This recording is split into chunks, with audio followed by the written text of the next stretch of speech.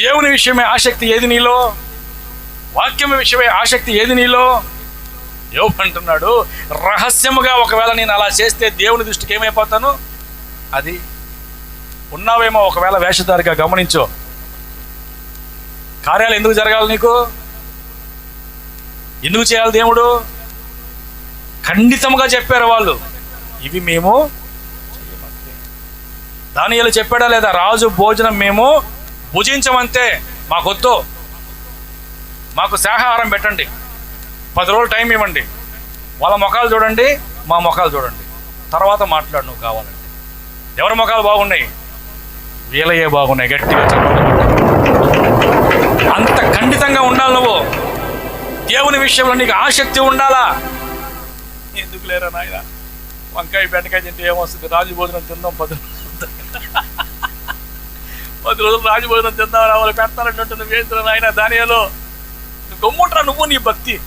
వీడితే ఆగలేవరా, ఏడకు వచ్చినా కూడా ఇంతే నీడా ఓవర్ యాక్టింగ్ అయ్యాడు భక్తి మరియా. ఏమి ఇప్పుడు రాజు భోజనం చేస్తే ఏమవుతుంది? 4 రకాలు పెడతారు, ఇదేం మీరు వంకాయ బెండకాయ తాలింపులు అంటాడు. ఈడ ఉంటారా ఇలాంటి వాళ్ళు? కానీ దానియేలు ఏం చెప్పాడు? ఖండితంగా చెప్పాడు, రాజు భోజనం మేము అందరూ దండం పెడుతున్నారు నాన్న ఆ విగ్రహానికి, వాళ్ళ ముగ్గురు మాత్రం పెట్టరంట.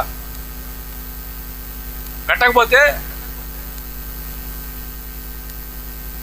పెట్టేయి దండం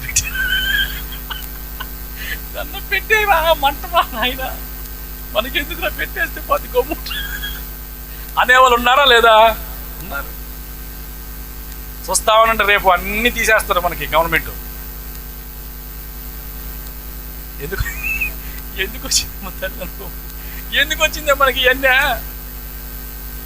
వాళ్ళకి అడిగితే చెప్పు, మేము క్రైస్తవులు కాదని చెప్పు, చర్చికి వెళ్ళట్లేదని చెప్పు, లేకపోతే అన్నీ పోతాయి మనకి. మాట్లాడుకుంటారు చూడు మీ కుటుంబంలో మీరు రాబోయే రోజుల్లో. భలే భక్తులు ఖండితంగా చెప్తారా, మాకేమొద్దు, రేషన్ కార్డు వద్దు, బియ్యం వద్దు, ఏమొద్దు, మాకు తీసేయండి అన్నీ, మేము దేవుని బిడ్డలు అంత చెప్పే భక్తులు ఉన్నారా? దేవుని విషయమై ఆసక్తి ఉండాలా? ఆమేన్. దేవుడు ఏమంటున్నాడు? నేను ఓర్వలేనిది ఫినియాస్ కూడా ఓర్వలేకపోయాడు. కొట్టో గట్టిగా చప్పట్లో. ఆమేన్. అందరికీ ప్రైజ్ లార్డ్.